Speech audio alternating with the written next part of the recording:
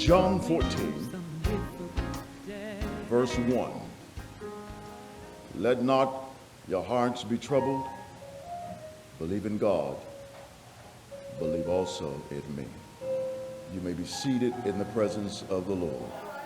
Look, while everybody else is gagging, you can have the same situations going on, and you just sipping your coffee. Oh, that's the kinds of Christians that we ought to be. We ought to just be sipping our coffee. But everybody else is gagging. You ought to be sipping. I want to tell you because you got to understand that when Jesus says, let not your hearts be troubled. Now, you English people are going to help me even without the Greek syntax. You understand that trouble is passive. That means that the trouble did not originate inside. It is an outside stimuli. Brothers and sisters, he's saying, stop letting your hearts be troubled. Just drink the coffee. Stop stirring it. Many of us are like the demoniac of Mark 5. Text says he was full of demons, a legion, and he lived in the graveyard, in the caves, and he would exit. And the text says he was crying. Immediately, empathy and pity. I feel sorry for the guy. He's crying. He's in the graveyard, living there, and he's crying. But then I notice the text says he's cutting himself. And then he cried. He cut himself, and then he cried. His problem was that he was doing it. I knew you were going to catch it. I'm telling you, I got some smart people in here. He was causing himself the pain. Brothers and sisters, I'm saying to you that every time you stir your coffee, every time you get stirred up about what's going on in the world, every time you gag, you did it. You are causing yourself the pain. Jesus says, stop it. I don't know how many times in all these years I have led a processional down the center aisle, and I've said to them, let not your hearts be troubled. You believe in God, believe also in me. We tend to remember these words as a matter of comfort.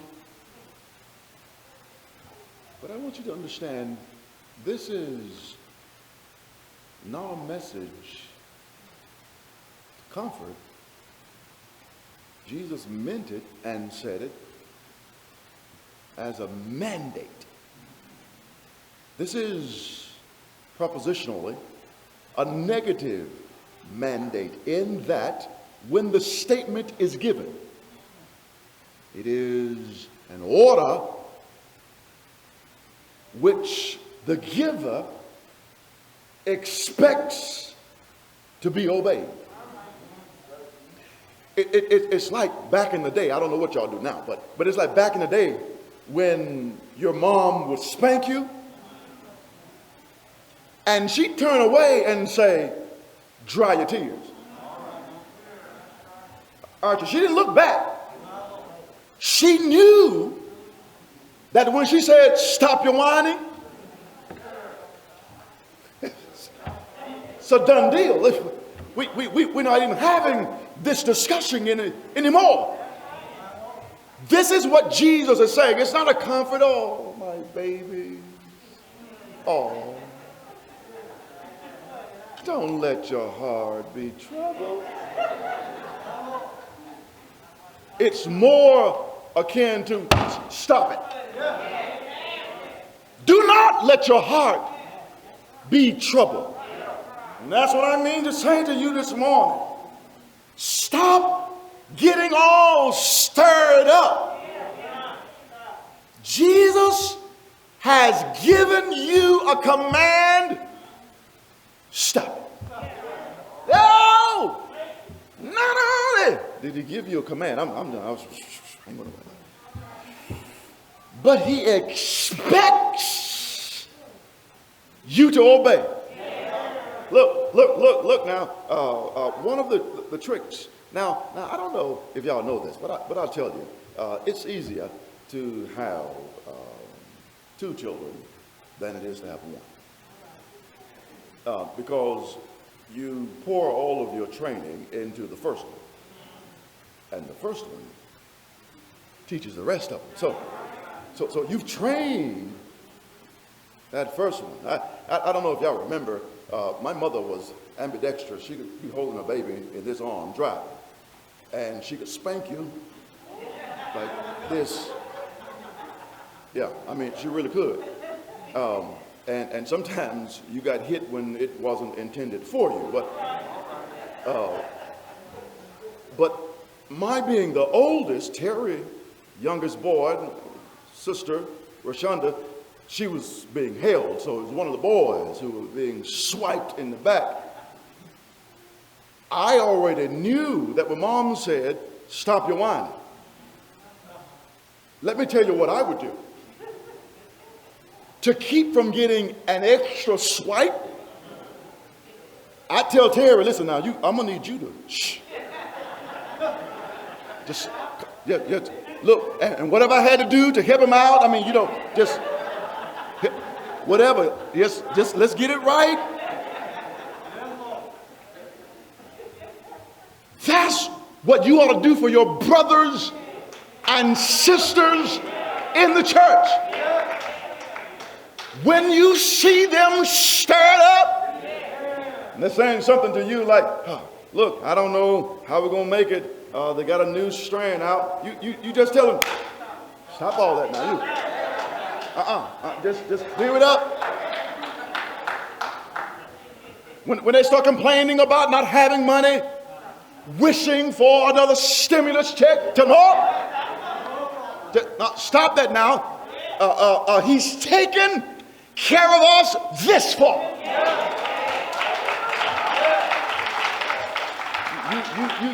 You stop all of that, and brothers, we could have a more joyous union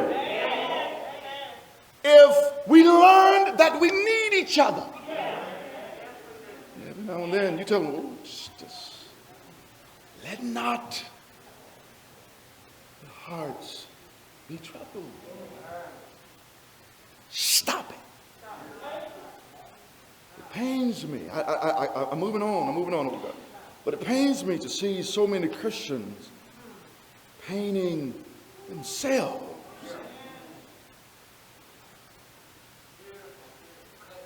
Yeah, there's a difference between trouble and trouble. I don't know. You could help me out because you are smart in that way. I think we had a noun here and an adjective over here.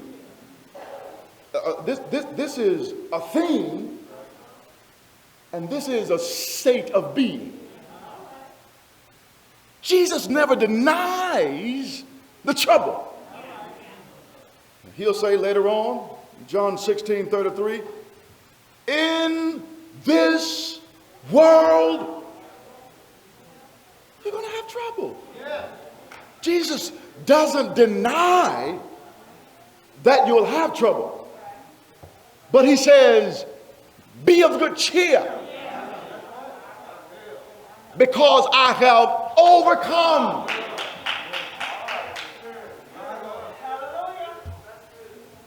I know, brothers and sisters, it's grammatically incorrect, but you ain't got no need to worry. Because Jesus is in charge. Every time you whine, what you're saying is you don't believe he can handle it. But I want you to know that Jesus is still in charge.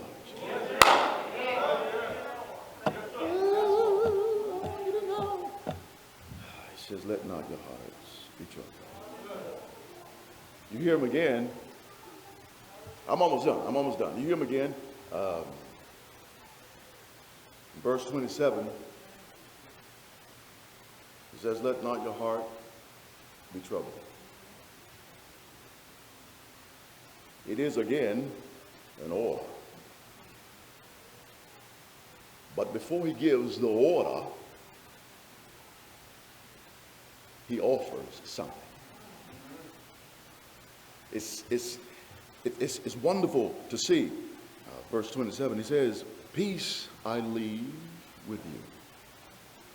My peace I give to you, not as the world gives. Let not your hearts be troubled, neither let them be afraid. God. Jesus is saying, don't be troubled. He says, I leave you peace, and I give you peace. He says, I'm creating an atmosphere of peace, and in particular, I'm giving you my peace. And because I have the peace of God, I don't have to be afraid.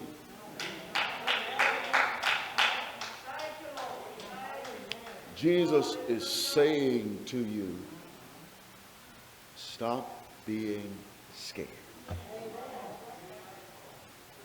Stop letting every little situation in your life stir you up. Do you hear who's talking to you?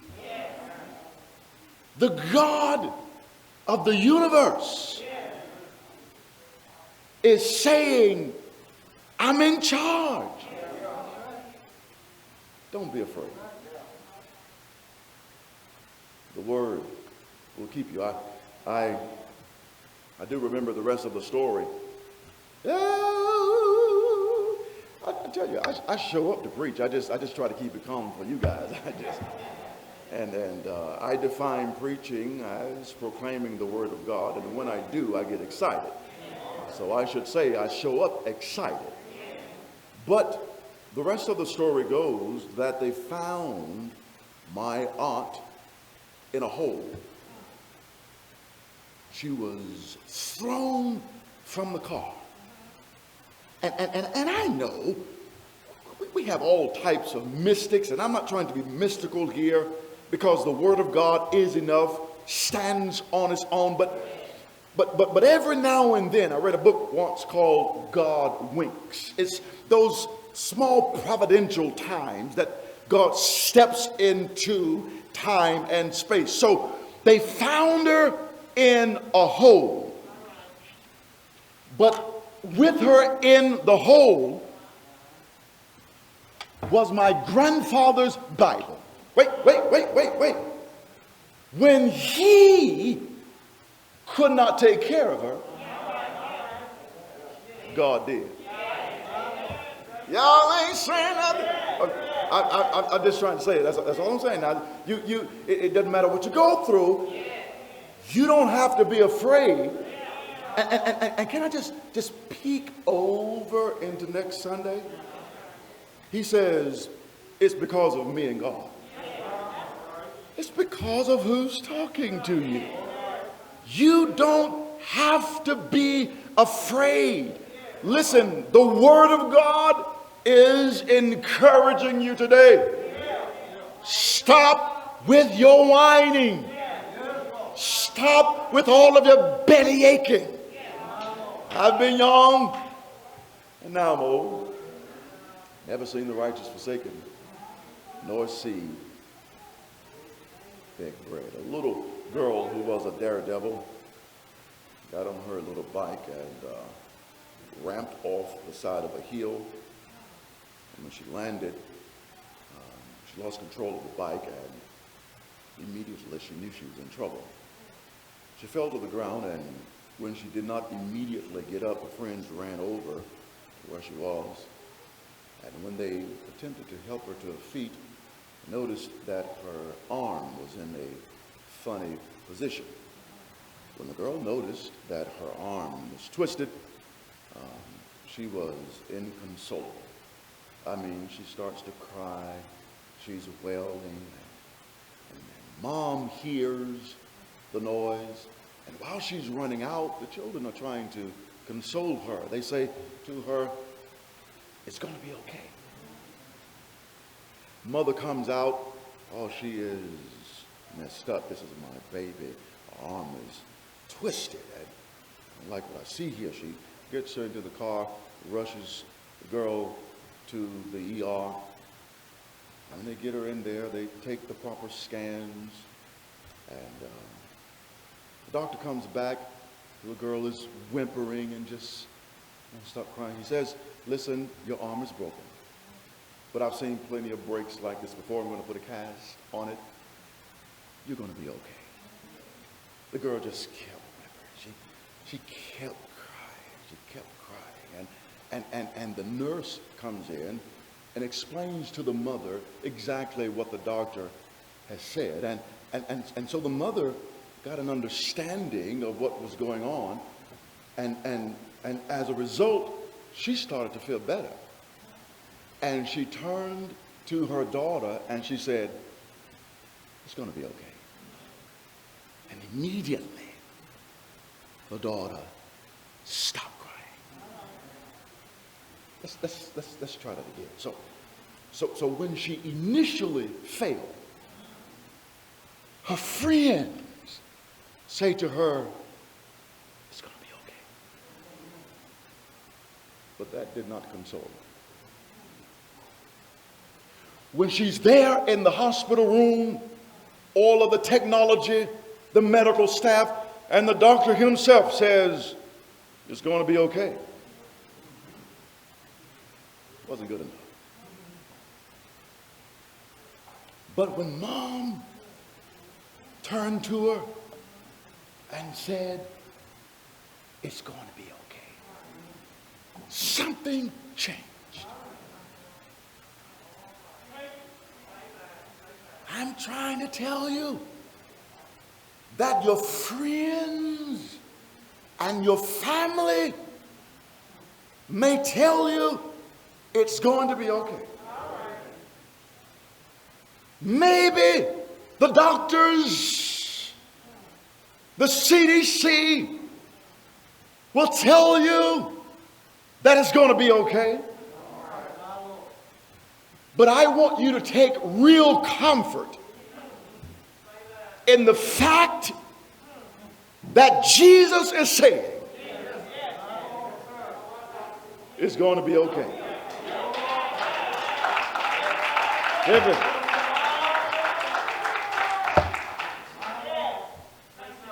I'm glad that my friends encourage me and pat me on the back. I'm glad for that. I'm reassured to some degree when I hear them say, yes, the vaccine is working.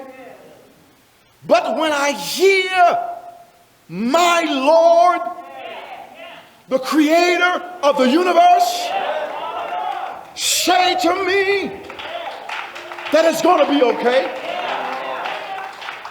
that's when I can celebrate. That's what's making me feel good there now. Now it's fine and good for you to tell me it's going to be all right. But when I hear Jesus saying to me Let not your heart be troubled. That's where my mind goes. Then I can relax because he says it's going to be okay. I just want to ask you real quick before I leave you here, how you feel about that? How do you feel about the creator of the universe?